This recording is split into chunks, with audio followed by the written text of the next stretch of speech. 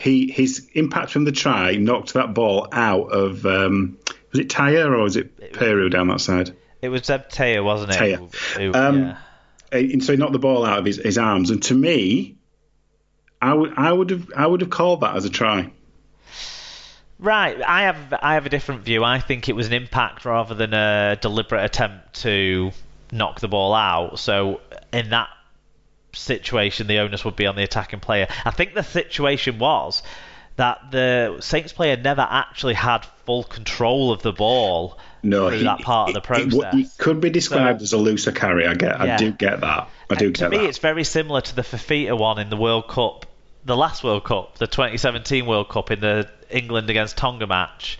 Right at the end of that game, to me, it's much more in that range, and that try was not given as a loose carry, and I think this is exactly the same as that. And I had no question marks over this one at all. So it's interesting that you and John as well mentioned it. There was a question mark over it.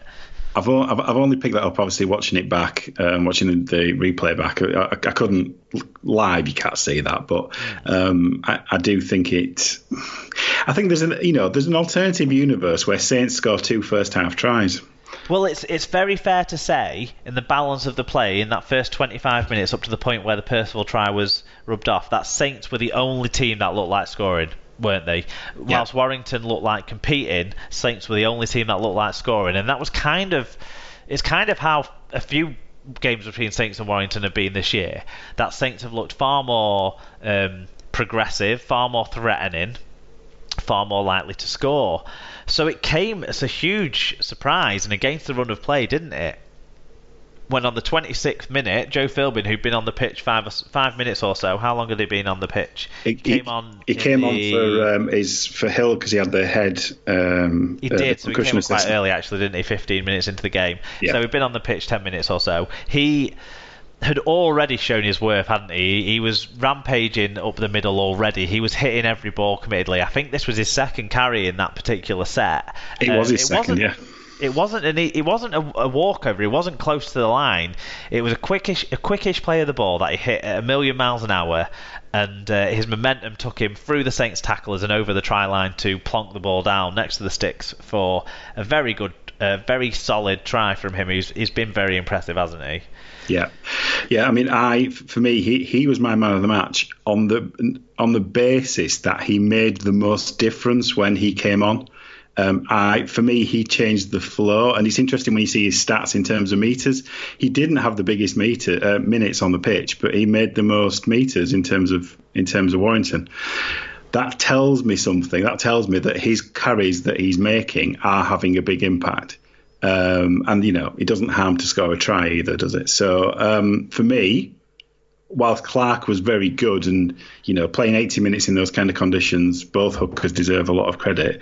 I think for me, Philbin was just a little bit more impactful in terms of the difference that he made from when he wasn't on the field. So after I do agree with you that Philbin made a big impact. I'm not sure I agree with you on who should have been man of the match, but that's fair enough. Philbin received. I was surprised that Joe Philbin only received one vote from the press, though. I was surprised by that. Matt Shaw was the only person who picked out Philbin. More people picked out Ben Murdoch-Masila, who we're going to get to now. Now, Murdoch-Masila had a try saver, let's call it that, on the incident that led to the rule out of the Mark Percival try earlier on. He ran a really nice line for his try to get outside his defender. It certainly set himself up on Johnny Lomax, which was not much of a competition, especially on this day where Johnny Lomax was 1,000,000 miles from his best. To score the second try of the game on the 33rd minute, and Ratchford goaled both tries. So at that stage, whilst Warrington were definitely on top on the scoreboard, it felt like a close game, didn't it? A 2-score lead at half-time for Warrington didn't feel like it was a fair reflection of the game that we'd seen in that first half. It is an interesting point you make about Murdoch-Masila, because they used him, that's different to the way that I've seen him used, i.e. he started the game, and he seemed a little bit more involved. We need to talk about the team selection, don't we? Yeah, let's do that as well. Yeah, because Warrington played with one half-back, and Ben Murdoch-Masila was the person who came into the side effectively. However they dressed it up on the team sheets that were released, Ben Curry did not play standoff, so the conversation about that wasn't relevant. Ben Murdoch-Masila was the person they brought into the side, wasn't it? Like you say, he normally starts on the bench. What did you make of that? What was this? Was there any chatter around you in the stadium about that? What was people making of the team selection for Warrington? Because we knew Austin wasn't going to play, but we didn't know who was. Yeah, well, there was. I guess they could have announced anybody, and there'd have been massive cheers around me. But no, I mean, from my point of view, when I kind of. Yeah, I mean, it was obvious that Curry wasn't going to play a conventional 6, or indeed probably at 6 at all. But it was interesting the way that obviously Ratchford was a questionable. I think he did an amazing job to play and be as influential as he did, kind of chiming into the line with kicking. Kicking massively, yeah. Kicking massively, I'm trying to think of Patton's kicks. There was one big mistake where he kicked out on the full, but other than that, his kicks were okay. Ratchford had a couple of poor kicks as well. In the first half, largely they just were kicking for territory. It was territorial, but there was also a couple of. I'm thinking of the balls that Makerson caught, where he had a good escort. Let's put it that way. But the balls were dropped in the right place. They were just before the goal line. So the accuracy of the kicking from the wire was pretty good, considering that they didn't have. And to be fair, their kicking accuracy was as good in the semi-final. But it was just Ratchford different people kicking it. A huge role, didn't he? He got seven votes actually in the Lance Todd voting. He played a huge game with the boot, like you say. Jack Hughes was kind of, I guess, the closest thing that they might have had to a standoff, because he sort of played as the second rower on the right hand side of the pitch, didn't he? Yeah, because it wasn't his pass to Murdoch-Masila that put him over. It was, you're right, yeah. and actually a player you don't necessarily expect to be throwing those sorts of passes close to the line. Soft hands type stuff, yeah. Yeah. So maybe that helped fool the St Helens defence a little bit in that instance. No, great point to bring up the team selection. I can't believe we got this far into the conversation without mentioning it. But yeah, no, you get distracted. But no, I mean, overall, obviously, as you said, 12-0 down at half-time, Saints will have been devastated by that, really. You would guess. And Wire, very, very happy. Yeah, I mean, some mistakes had already started to creep in for St Helens. They turned the ball over a few times in their own end. They put some pressure on themselves. You're already starting to see that the Wire kind of were targeting Regan Grace and were targeting, well, not necessarily targeting Lachlan Coote, but Lachlan Coote wasn't the player we've seen for most of this season so far. That's the questionable decision on the team selection from St Helens' point of view, isn't it? That was Lachlan Coote really ready to come back into this game? He hasn't had any game time since. Did he even play in the semi-final? I don't think he did he? He's been out of the team for some time. He hasn't been fit. He hasn't been playing. No. So, and he didn't perform, did he? And his errors had started in the first half. You saw some errors from Alex Walmsley as well, which is uncharacteristic, putting the pressure on themselves. And into the second half, then, actually Wire did start well, and the other controversial video refereeing decision on the 43rd minute was the Tom Lynham ruled out try, which was ruled out as a result of obstruction. Now, First of all, this will have been down your end as well, wouldn't it, in the stadium? So, what did you make of this call live? Did people understand what the call might have been? No, no, there was absolutely no understanding of the vagaries of the technical elements of the law here, and it is a technical infringement, isn't it, rather than it actually having a massive impact on the play itself? Yeah, so it wasn't awarded because of the sort of obstruction burrowing thing where you use your own man to help you gain an advantage over you use your own man who's playing the ball to help you get an advantage over the defenders. He went into his own man, which is where they deem that to be getting an obstruction advantage. It was a very faint brush that Ben Thaler had to look at a lot of times to be certain of in the video refereeing position. I can't remember if it was sent up as a try or a no try. It was sent up as a no try. That'll be why.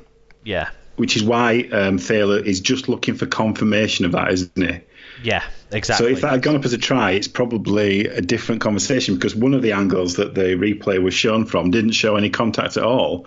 And the one angle that did show contact, it was so marginal that the player's leg didn't even really move. It just kind of, you could tell there was contact with the muscle, and the muscle moved a bit. He certainly didn't have an impact, did he, on the play? Let's put it that way. No, exactly. It's, the materially, no, it had no impact on the tribe. So you could argue that kind of cancels out the.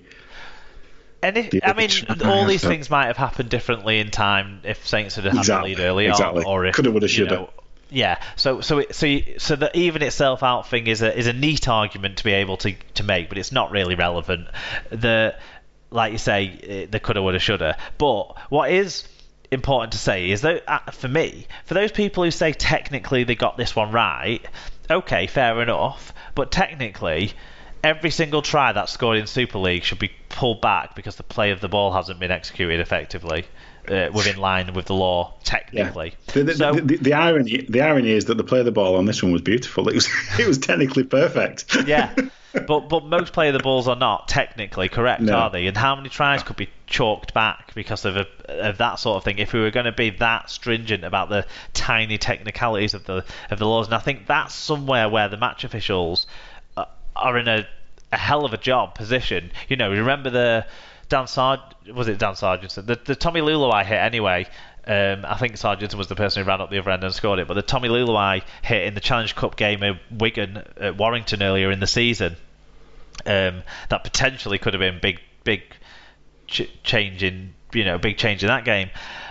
We talked a lot about that at the time, and Robert Hicks was the video referee on that occasion, actually, and they took so long to try and precisely define what had happened, and it just feels like that's not the right way to go about it, because they don't make every other decision precisely defined. If you understand what I mean. Yes. Common sense says this was a try. Yes, but unfortunately, when you go to a video ref, you are opening the play up to greater scrutiny, and it's almost inevitable. It's impossible to ask a referee to ignore a technical infringement if it's clear as the nose on the face. They don't, whilst they might agree with your argument to say, well, common sense tells me that it had no impact. They're not asked to use common sense in those occasions. They're asked to referee against the letter of the law, and in the speed of the game, it's impossible to referee to the letter of the law because you're responding on the fly to what you're seeing. But when you're in a video suite reviewing footage, so potentially then, if the touch was on the side of the ball, not the top of the ball, from Morgan Knowles, then technically he hasn't grounded it within the laws. Then technically that wasn't a try either. So we're all comfortable that the video refereeing would have technically come back on that way around on that first one. Both of them felt like we would have seen tries, didn't they? Let's be real. Yeah, and this is the thing, if you want the narrative to be that St Helens were very unlucky, it's very helpful that you had a bad refereeing call in the first 3 minutes. So it just helps that narrative. But yeah, as you said, that's just the nature of the beast. One thing that this refereeing call seemed to do was galvanise the St Helens side and wake them up in this second half. They took that obstruction penalty, made great ground up the field, managed to force a repeat set, I think, at the end of that set, and that led to the field position for Tommy Makinson to do what Tommy Makinson can only do in Challenge Cup games, which is fail to finish. Yeah, I've got, obviously this was at the other end of the field, so my view wasn't great, but it didn't look like a try. But having said that, he makes he scores tries that don't look like tries every week. So that view wasn't cast iron, but it went up as no try, didn't it? It did go up as no try. The officials were sharp on it on the field. So it looked wrong. Really interesting as well to hear